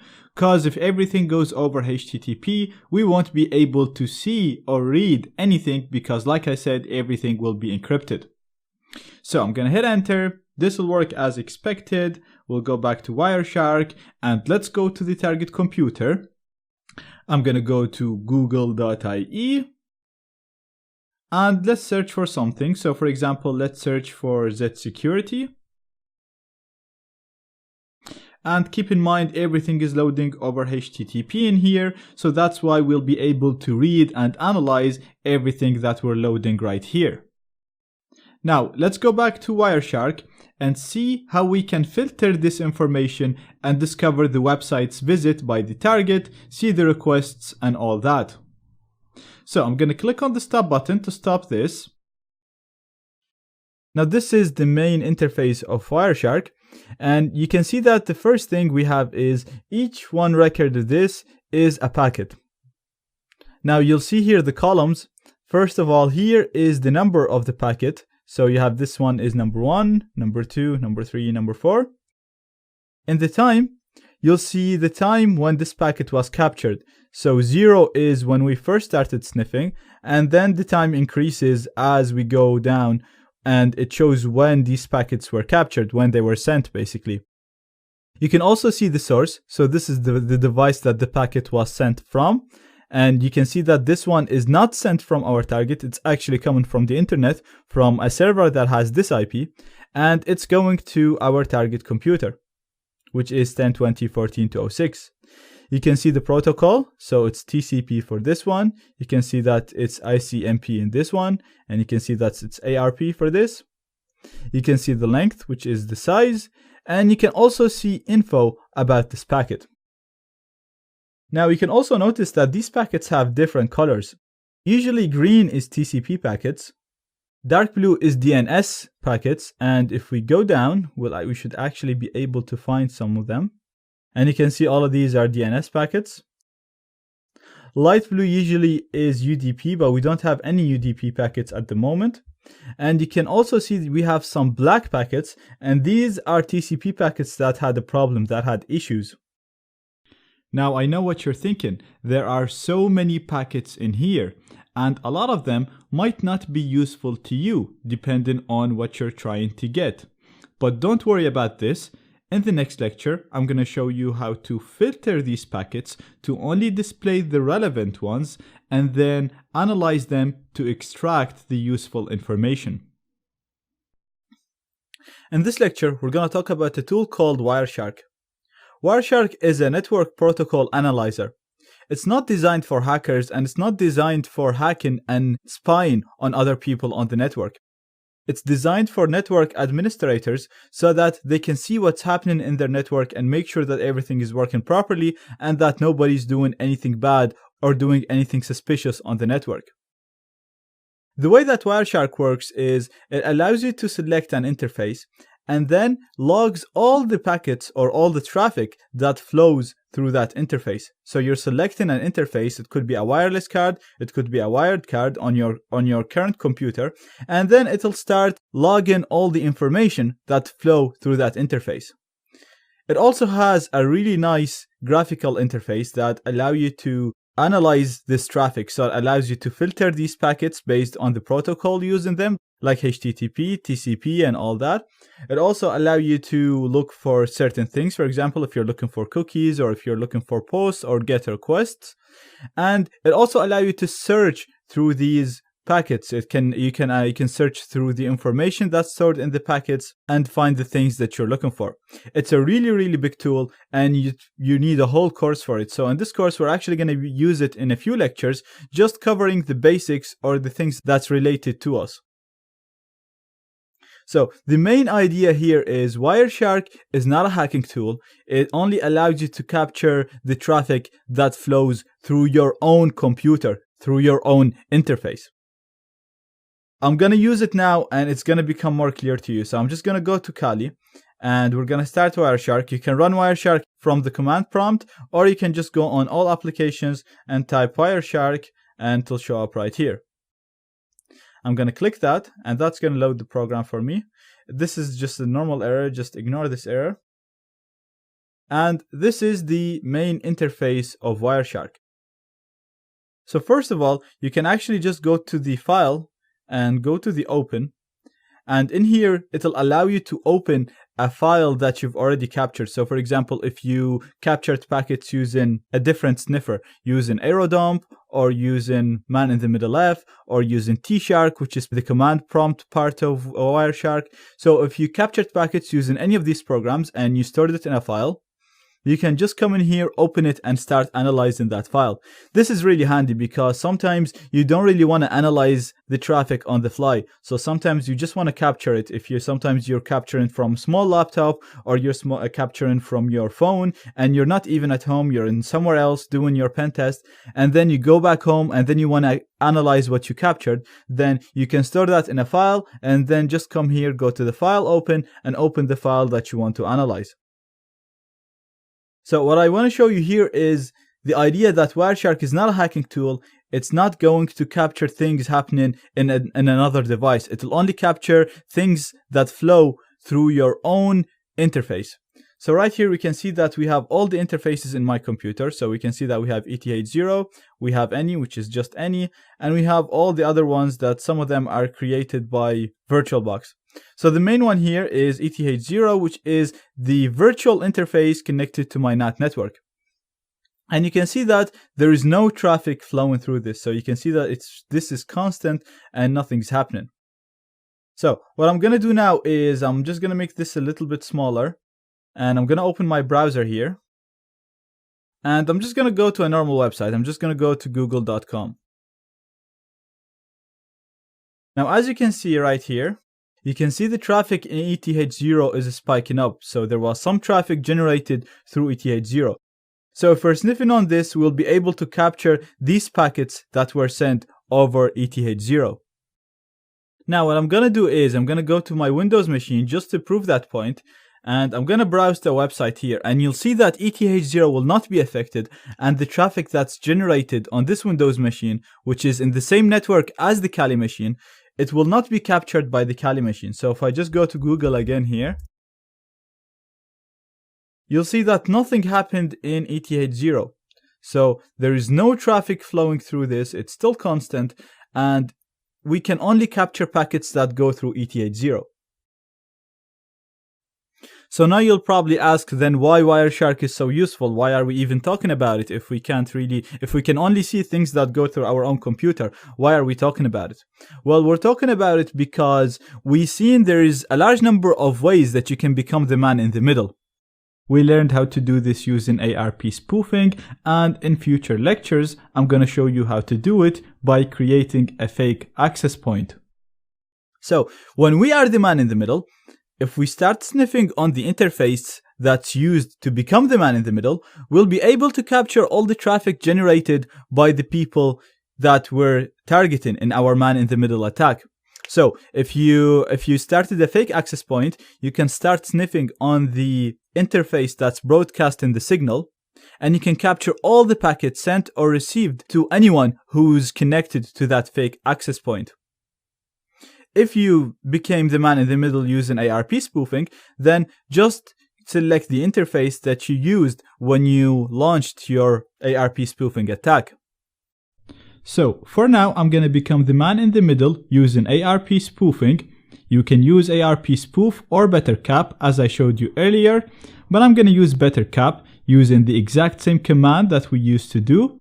So we're literally just doing BetterCap followed by the interface that is connected to my target network, which is ETH0, and I'm launching my caplet, the spoof caplet, so that it configures the ARP spoof module and runs it for me to put me in the middle of the connection. So I'm gonna hit enter. And as you can see, it's working as expected. So right now I should be in the middle of the connection, intercepting anything the target Windows machine sends or receives. Now let's go to the Windows machine and see if I do anything here, if it's going to affect the traffic in ETH0. So we'll see if Wireshark will be able to capture traffic generated by this computer. So let's write anything here. I'm just going to Google, or I'm just going to go to a different website. I'm just going to go to Bing. And if we come back here, you'll see that we have traffic being generated here. And we can see that ETH0 is actually capturing whatever that's happening in a completely different device, in a device that's not even connected to our network. This is happening because when we are the man in the middle, all the packets that's generated by the Windows device is actually being redirected to my own computer right here, to the Kali. And then Wireshark is sniffing that from the Kali machine. It's sniffing it from my own local machine. It's not sniffing it from the network. It's not sniffing it from the target computer. So again, if you're doing this with the fake access point, then just listen on the interface that you're broadcasting. If you're doing this with a real wireless network, if you're connected to your home wireless network using LAN 0, then you can just do this with LAN 0. But with ARP spoofing, you have to first redirect the traffic, then you can use Wireshark. Now this is just to show you what Wireshark is and how it works, and I just wanted to stress the idea that Wireshark is not a hacking tool. It's only a program that allows you to log packets flowing through a certain interface and then analyze these packets. So in the next video, we'll see how we can sniff and analyze packets using Wireshark.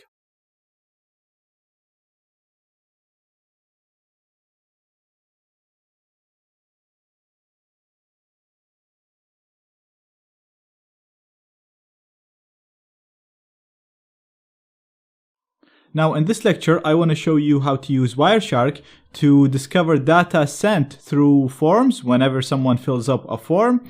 And obviously this will allow us to get usernames and passwords if people log in to their accounts. So I'm already running BetterCap, so I'm already the man in the middle. And in Wireshark here, I'm just going to start a new capture. So I'm going to continue without saving this one. The filter is already set to HTTP, so it's only going to show me HTTP packets in here. And I'm going to go to a target website in here. So let's go to vulnweb.com.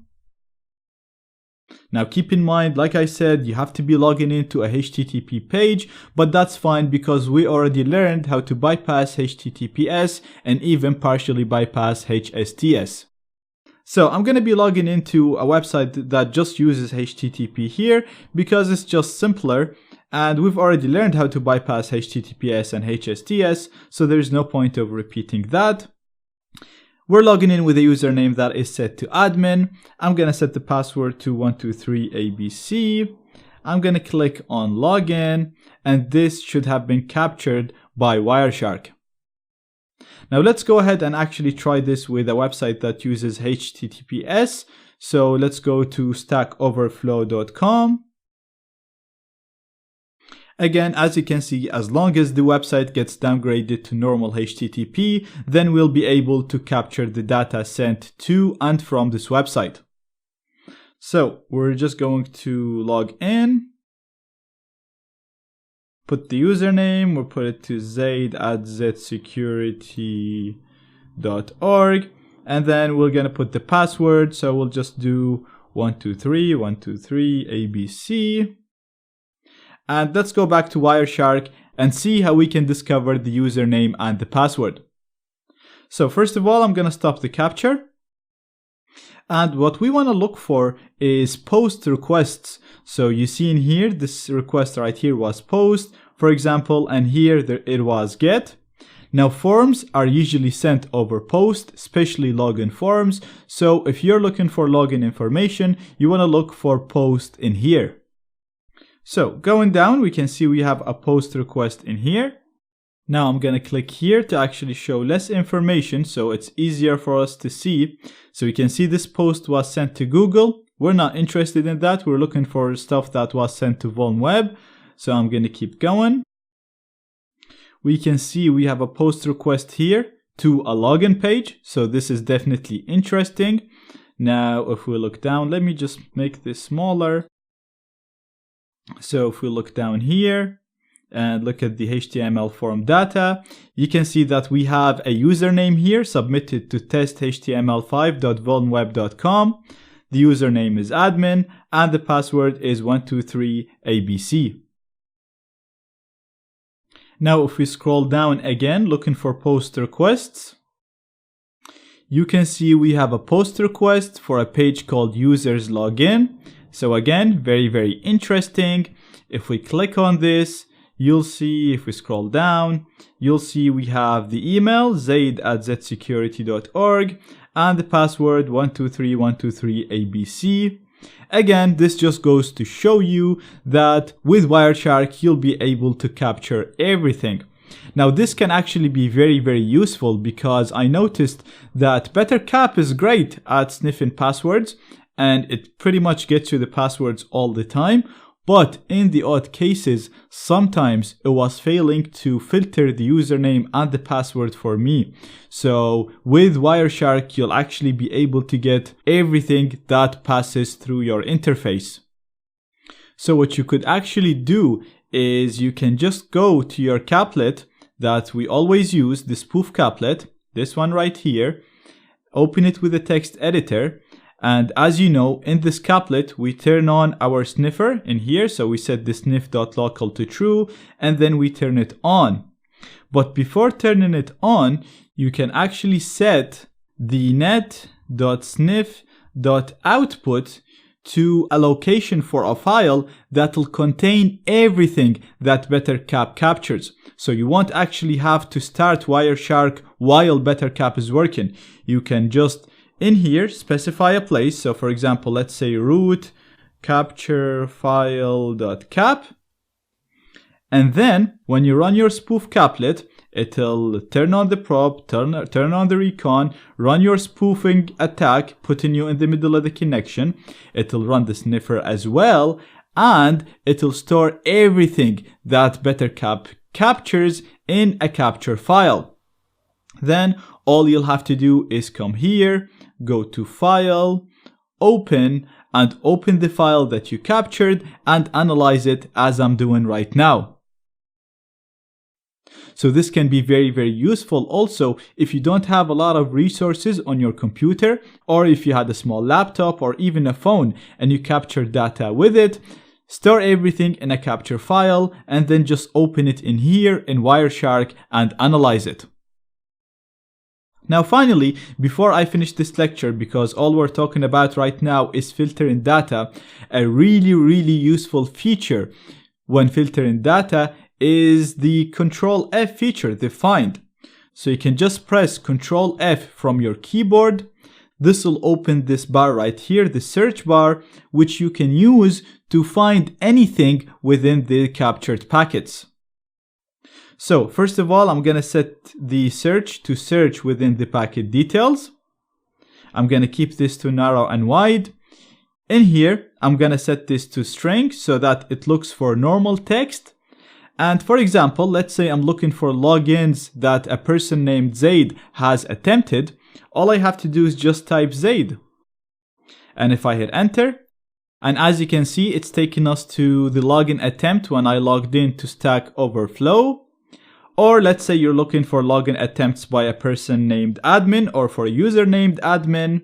Again, if I hit enter, it's going to take me to the first time an occurrence of the word admin happened, which is in here. It doesn't really contain any useful information, but I can just click on find to find the next packet that contained the word admin. Again, this packet doesn't really contain anything useful. We can go next.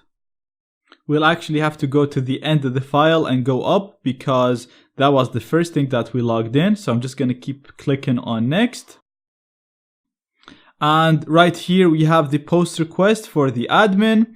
And if we go down again, as you can see, we have the username as admin and the password as 123ABC. So this feature can be very, very useful to help you find what you're looking for. Whether you're looking for a specific login name, whether you're looking for a specific tag, a specific file, and so on. Now, from the previous lectures, we know once we connect to a network, it's game over. Because once connected, we can run an ARP spoofing attack to redirect the flow of packets so that they go through our computer. This allows us to become the man in the middle, and once we're the man in the middle, we can run so many dangerous and effective attacks. So we can spy on all the users, steal their passwords, redirect them to different websites, and this is all just a small taste of what you can do. You'll actually see us build on this in the client-side attacks section, where we're going to completely hack into computers connected to the same network as us. And if you go and do my advanced network hacking course, then you'll see more advanced attacks that'll allow us to do so many cool stuff on the network. And again, all of this is possible because once we connect, we can run ARP spoofing and become the man in the middle. Now in this section, I actually want to show you another method that'll allow us to become the man in the middle. And once we're the man in the middle, we'll be able to run all of the attacks that you've seen so far and all of the other man in the middle attacks that you'll learn in the future. So let's go back to the first diagram that we learned in this course. When we were talking about how networks work in general, we said the only device that has access to the internet is the access point, and whenever a client wants to access something, they send the request to the access point goes to the internet, gets the response, and send it back to the client. Now, what if we replace this access point with our hacker computer? So what if we can use our machine to create a Wi-Fi network that actually has internet access, so people will actually try to come in and connect to our network to access the internet, and then when they connect to our network, by default, we will be the man in the middle because we are the router. So we won't really need to exploit anything. We are automatically the man in the middle, and the clients will automatically send us any requests because they want to access the internet, and we will see these requests, obviously, go to the internet, get them what they want, and give it back to them. This way, we'll be able to launch all of the attacks that I showed you previously without the need to exploit the ARP protocol, so without the need to run ARP spoofing. All we'll have to do once our network is running and we have clients connected, we can just start sniffing using Wireshark or using man in the middle F. So, for this to work, you need a computer, and we already have our hacker computer with Kali Linux. You also need internet access, and you need a wireless device that's going to broadcast the Wi-Fi signal and tell all the neighboring devices that I am a network, you can come in and connect to me. So, you will need, first of all, an interface that has internet connection. This interface, it can be a Wi-Fi interface connected to the internet.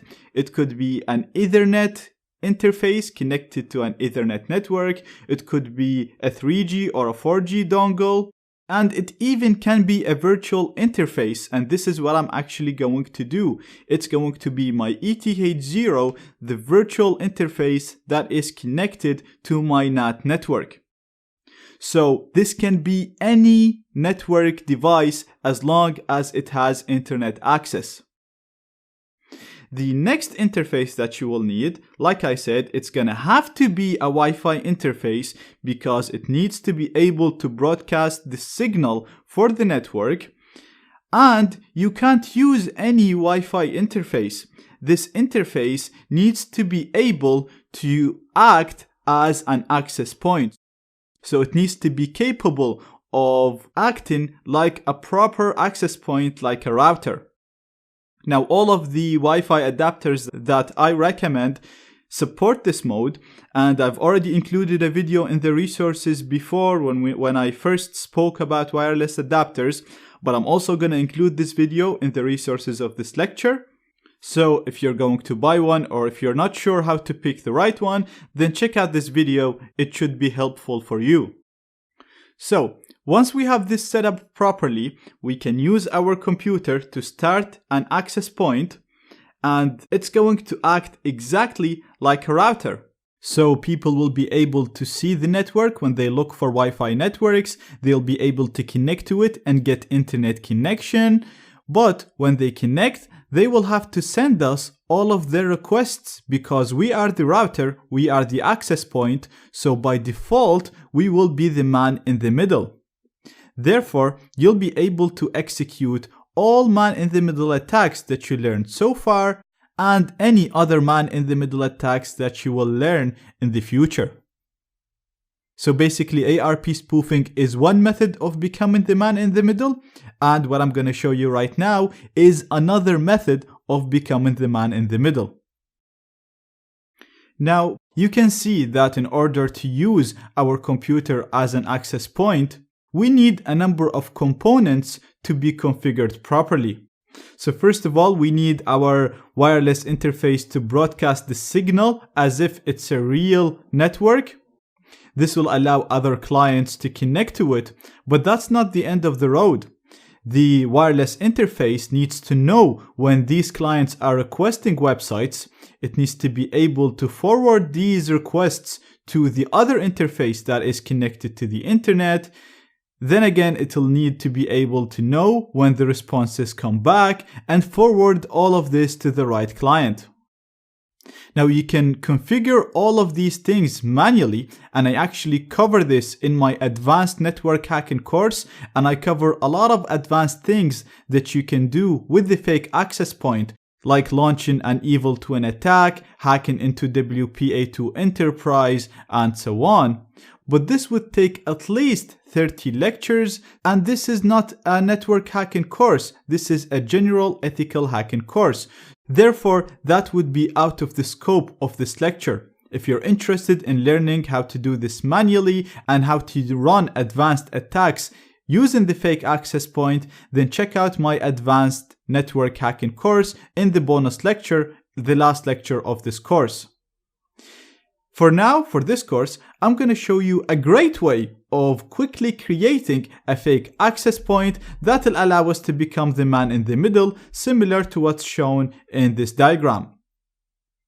The tool that we're going to use is called Mana Toolkit, and it's basically a set of tools that allow us to automatically create a fake access point, automatically sniff data, bypass HTTPS, and so on.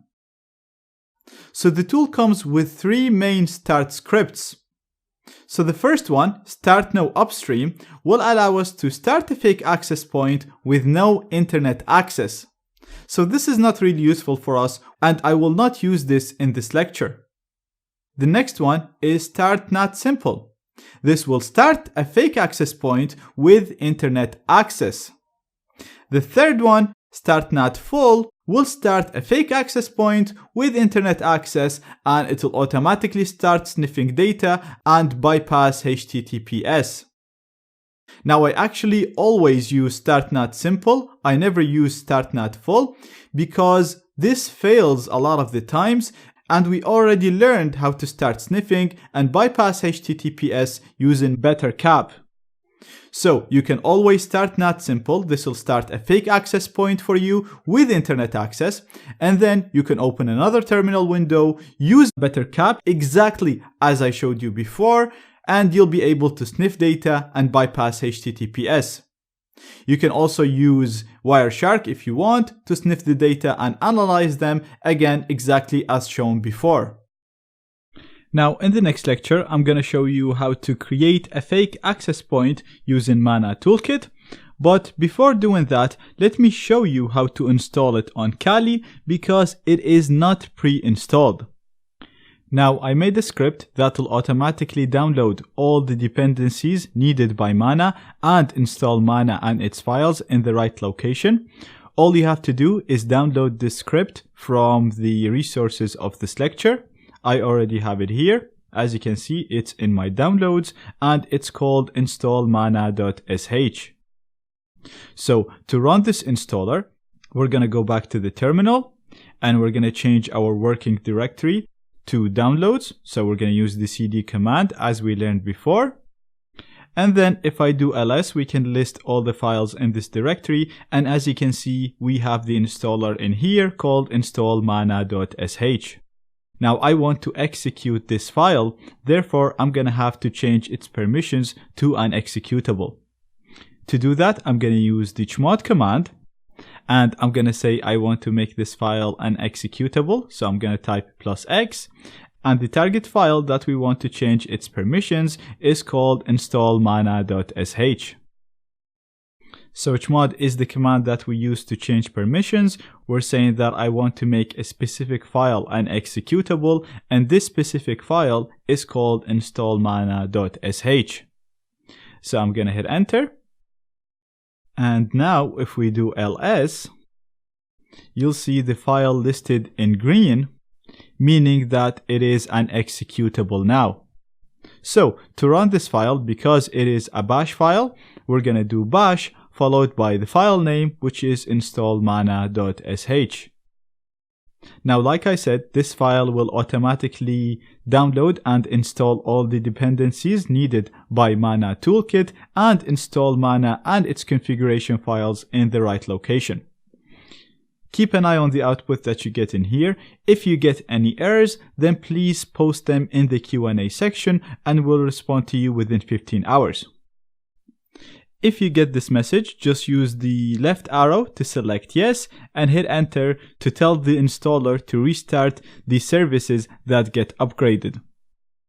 Also, please be patient with the file because it's going to need to download and install a number of packages. But once it's done in here, as you can see with no errors, that means that you're ready to go ahead and use Mana Toolkit. So now we have Mana installed and ready to be used, and in the next lecture I'm going to show you how to configure it and use it to start a fake access point. Right, so let's talk about how we can detect ARP poisoning attacks.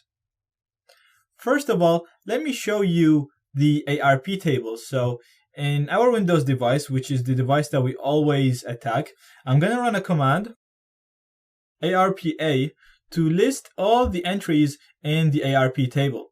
So each computer has an ARP table, and that table associates IP addresses with MAC addresses.